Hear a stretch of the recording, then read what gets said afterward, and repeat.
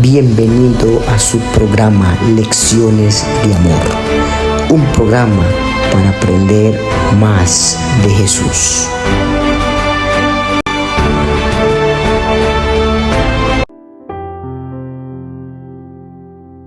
Las personas más felices son aquellas que cada día aprenden a vivir en gratitud, porque la gratitud no es una virtud común, sino es la madre de todas las virtudes. Y es así como damos inicio al repaso de nuestra lección número 2, que está enfocado en las razones que tenemos para ser agradecidos y sobre todo aprender a orar con gratitud. Así que acompáñame y aprendamos juntos. Oremos. Padre amado que estás en el cielo, pedimos la presencia y la dirección de tu Espíritu Santo para que al estudiar el repaso de esta semana podamos aprender y sobre todo practicar las enseñanzas de tu palabra. Oramos en el nombre de Jesús. Amén. Estamos seguros que nuestro mayor ejemplo en la vida es Cristo Jesús. Podemos seguir su ejemplo de amor y de carácter. Pero yo encuentro en la Biblia también a grandes hombres de Dios que fueron usados por el Espíritu Santo y que su ejemplo y sus enseñanzas nos sirven para que también podamos aprender de ellos. Y hoy no es la excepción. El libro de Filipenses y Colosenses, 2 cartas maravillosas escritas por el gran apóstol Pablo, nos dejan lecciones sumamente valiosas y hoy aprenderemos una de ellas. Abre tu Biblia conmigo. Acompáñame en el libro de Filipenses, capítulo 1, versículos 3 en adelante. Dice la palabra de Dios: doy gracias a mi Dios siempre que me acuerdo de vosotros. Siempre en todas mis oraciones ruego con gozo por todos vosotros. ¿Qué manera de iniciar el saludo de Pablo?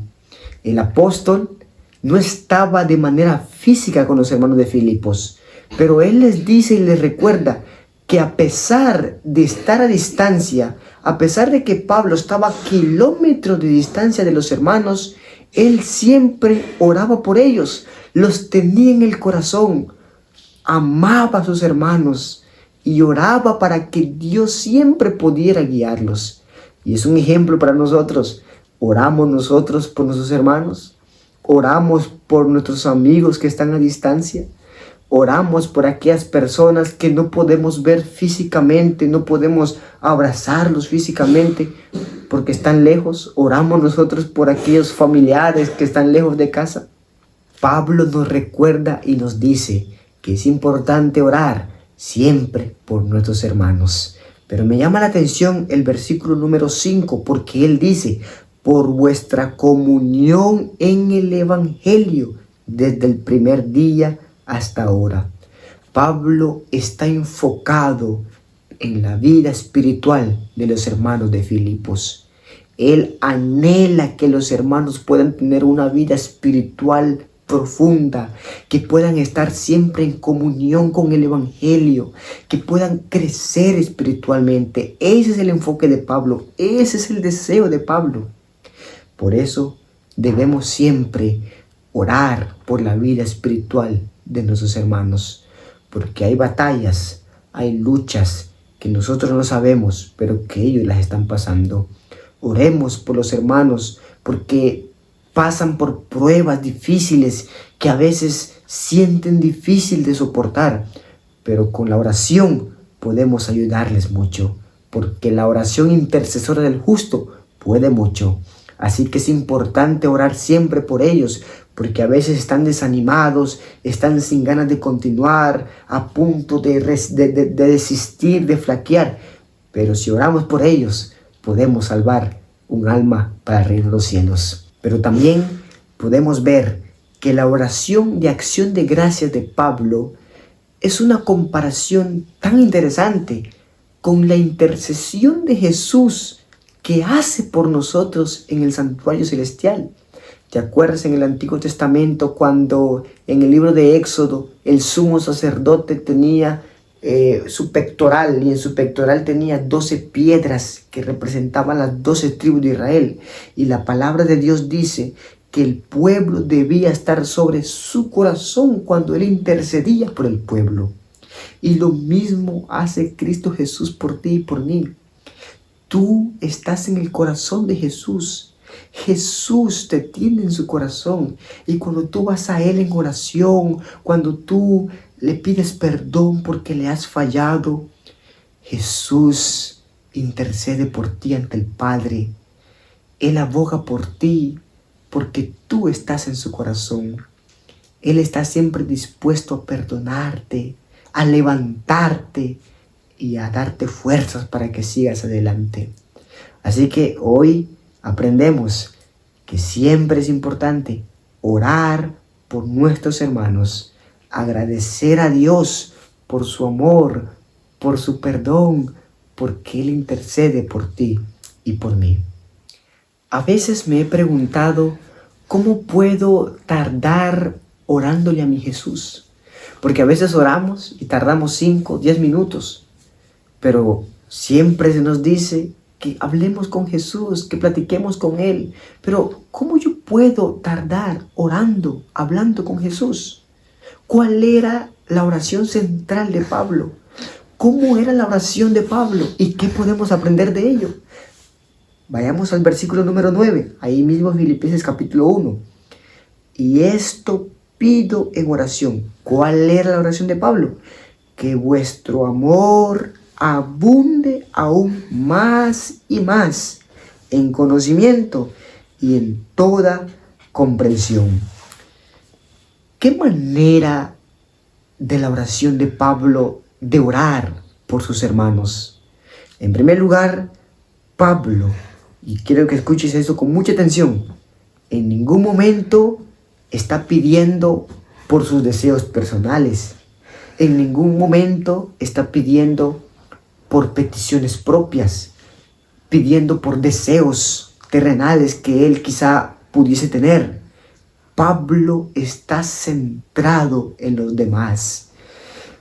Y nosotros tenemos una naturaleza tan mala que somos muy egoístas, que cada vez que oramos pedimos por nosotros y estamos enfocados en nosotros. ¿Y cuándo oramos por los demás? ¿Cuándo oro por mi vecino, por mi amigo, para que le vaya bien? Pablo nos enseña que la oración del justo tiene poder cuando oramos por aquellos que necesitan de Dios. Cuando oramos por nuestros hermanos para que sigan en la lucha, para que no se desanimen y sigan adelante. Pero el versículo 9 nos habla de ciertas virtudes interesantes. Pablo está orando por más amor, pero no es un amor común el que conocemos. Pablo está orando por un amor que está encaminado a una dirección específica, y esa dirección es en el conocimiento y en el discernimiento de Dios. Y ese conocimiento no es un conocimiento superficial.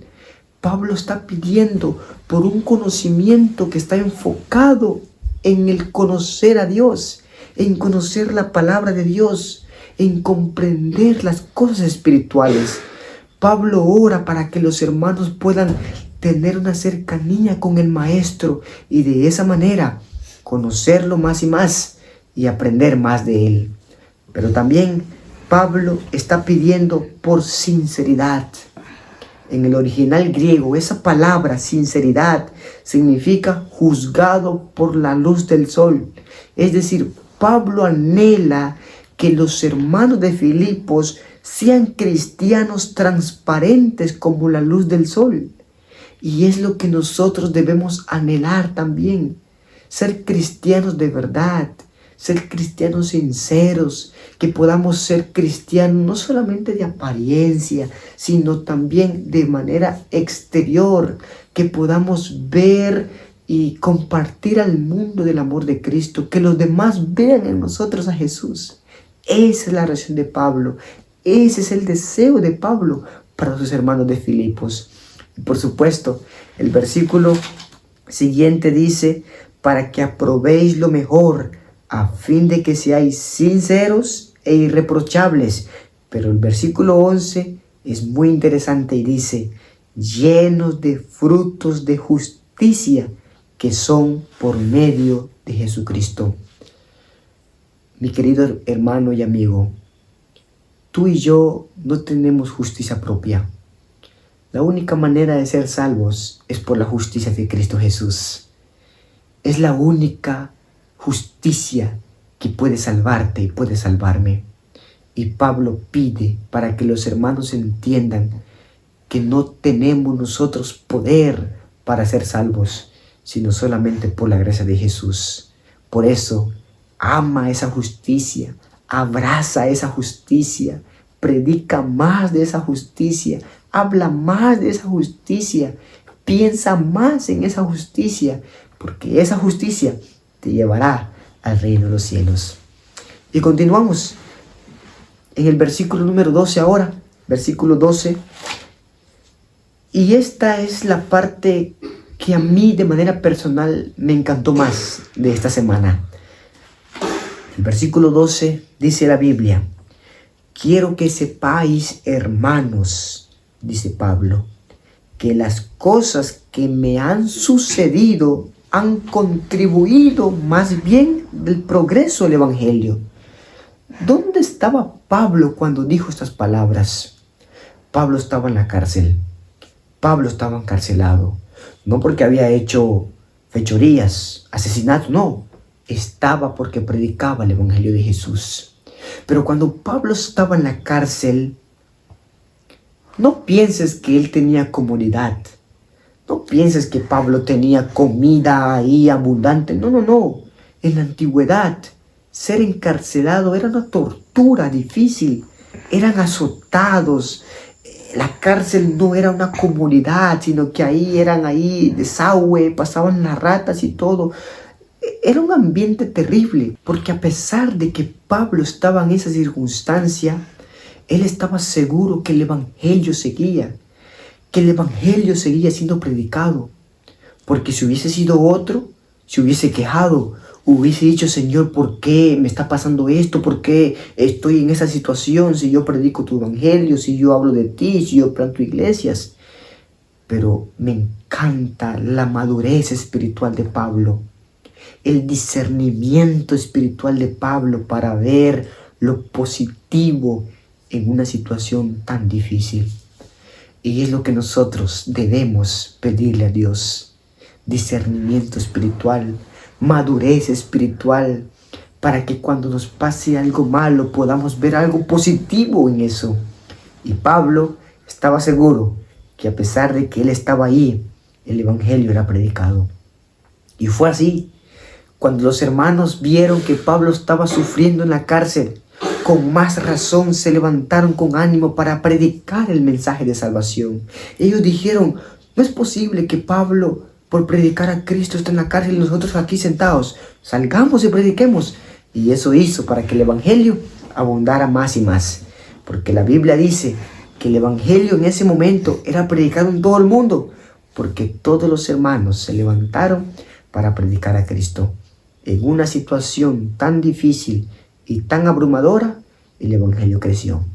Porque siempre hay que ver lo positivo y lo negativo. Pero eso solo se logra cuando pedimos la sabiduría divina y pedimos que Dios nos dé discernimiento espiritual. Después de que Pablo está enfocado en la iglesia de Filipos y ora por los hermanos de Filipos, ahora pasemos a otra iglesia, a la iglesia de Colosá. Pablo ahora está relacionado con los hermanos de Colosenses. Leamos el capítulo número 1 de Colosenses, el versículo número 3. Siempre que oramos por vosotros, damos gracias a Dios, Padre de nuestro Señor Jesucristo, pues hemos oído de vuestra fe en Cristo Jesús y del amor que tenéis a todos los santos, a causa de la esperanza que os está guardada en los cielos. Pablo en esta oportunidad está muy agradecido con Dios por la manera como estos hermanos están creciendo en la fe. ¿Y qué cosas agradece Pablo? En primer lugar, Pablo agradece por la fe de los hermanos. Los hermanos tenían una fe tan grande en Dios y Pablo lo nota, Pablo lo ve y está feliz por eso. Agradece también por el amor que ellos tenían. Agradece por la esperanza que ellos tenían en la venida de Jesús. Así que Pablo agradece a Dios por el crecimiento espiritual de los hermanos. Está feliz. Y nosotros siempre también tenemos que estar felices por el crecimiento de nuestros hermanos.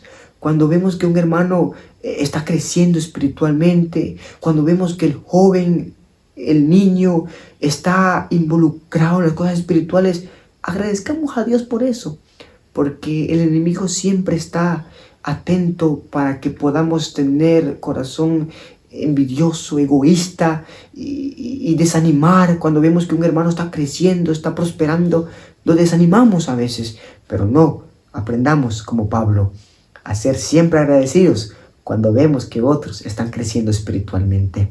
Pero también me llama la atención que en este momento, cuando Pablo está agradeciendo a Dios, él ve y él subraya que el Evangelio es digno de confianza porque se basa en la palabra de verdad. Mi amado hermano y amigo, el Evangelio es Jesús.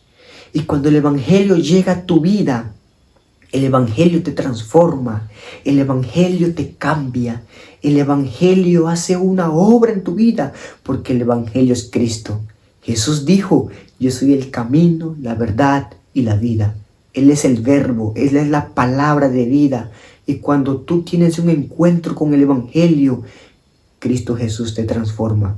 El Espíritu Santo te va cambiando y ahí tú vas viendo cambios en tu vida.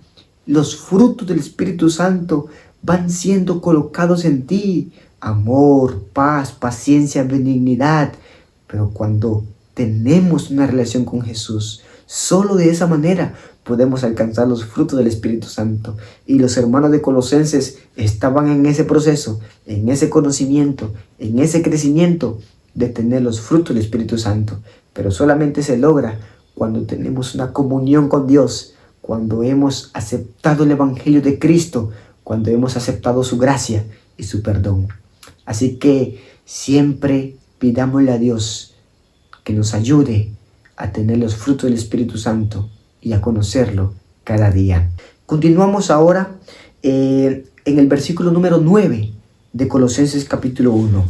Colosenses capítulo 1, versículo número 9, dice la Biblia: por lo cual también nosotros, desde el día que lo oímos, no cesamos de orar por vosotros y de pedir que seáis llenos del conocimiento de su voluntad en toda sabiduría e inteligencia espiritual. Pablo está orando de manera específica para que los hermanos puedan conocer cuál es la voluntad de Dios. Y yo te pregunto, ¿tú sabes cuál es la voluntad de Dios para tu vida? ¿Tú conoces cuál es la voluntad de Dios para seguir ese camino? Pero hoy yo quiero mencionarte 4 fuentes principales de conocimiento acerca de la voluntad de Dios. ¿Cómo conocer la voluntad de Dios? Si yo quiero seguir la voluntad de Dios, ¿dónde la encuentro? ¿Dónde la hallo? ¿Dónde está la voluntad de Dios? ¿Cómo yo puedo conocer qué es la voluntad de Dios? En primer lugar, podemos encontrar la voluntad de Dios en su santa palabra, la Biblia, la fuente principal. La palabra de vida es la primera herramienta para conocer la voluntad de Dios. Si tú quieres hacer la voluntad de Dios, aquí está su palabra. Salmo 119, 105 dice: lámpara es a mi pies tu palabra y lumbrera mi camino. Aquí está la palabra de Dios, aquí está la voluntad de Dios.